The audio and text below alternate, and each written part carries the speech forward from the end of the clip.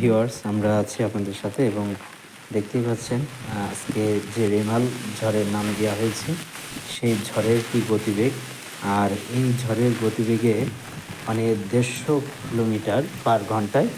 আমরা একটু ছাদের থেকে একটু আকাশের এবং কিছু গাছের ভিডিও নিলাম।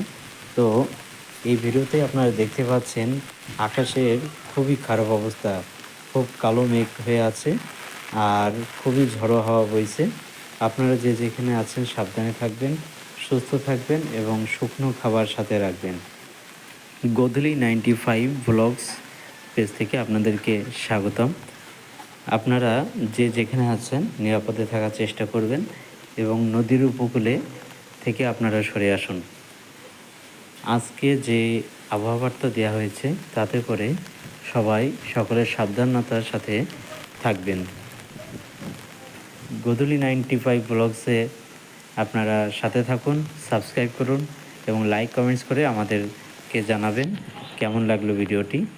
আর এটি হচ্ছে বাংলাদেশের এবং পৃথিবীর মধ্যে দ্বিতীয়তম একটি মন্দির, হরিদাস ঠাকুরের পাটবাড়ি আশ্রম, তারই একটি চূড়া। আর আমরা তার পাশেই আছি।